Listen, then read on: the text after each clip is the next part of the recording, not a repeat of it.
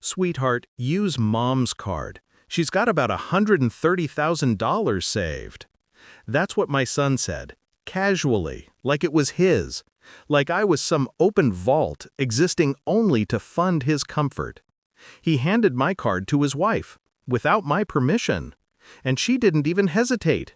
She went straight to the mall, dragging my son along like an accomplice in her own little fairy tale.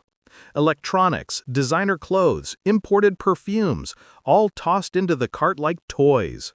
By the time the cashier rang it all up, the total blinked in red, $82,000. She slid my card into the machine. The screen flickered. Then came the words I'd been waiting for. "Sorry, but this card is—" She froze. The cashier looked uncomfortable. My son leaned forward. "Declined." Silence. Thick, heavy, humiliating. He didn't know it yet, but I'd written this scene weeks ago. It started with the tone in his voice, that condescending sweetness, the kind men use when they think they're in control. "Mom, you don't need to worry about your money. We'll handle things now." Handle things? He was my only son. I'd worked 40 years to give him a better life than mine. Paid for his education, his wedding, his first house. Every step of his success had my fingerprints on it. And this? This was how he thanked me?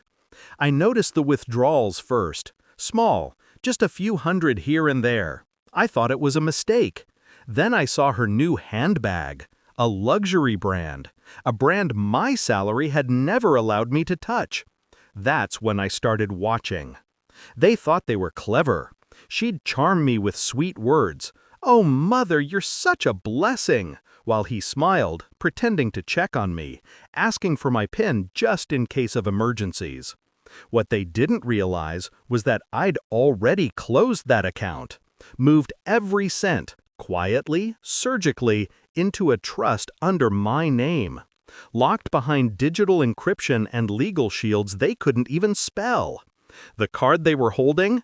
An identical replacement, tied to an empty shell. A test. I wanted to see just how far greed could take them.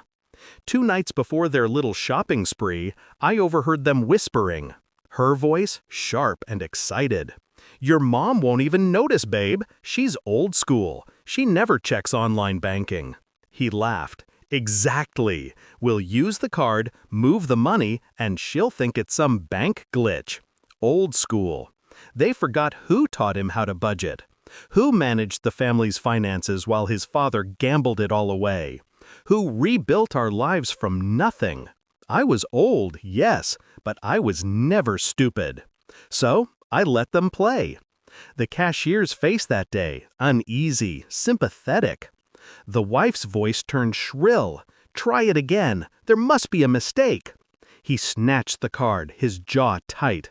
"It's fine. Just swipe it again." It wasn't fine. The machine beeped once more. Same result. Declined. Then came the message notification on her phone, an alert from the bank. I'd arranged it that way. Unauthorized attempt, $82,000 declined.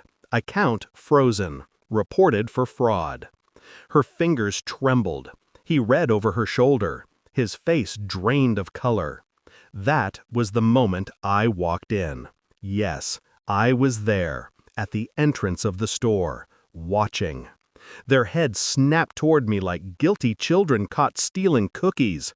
I didn't raise my voice, didn't make a scene. I just said, quietly, "You shouldn't spend what you didn't earn."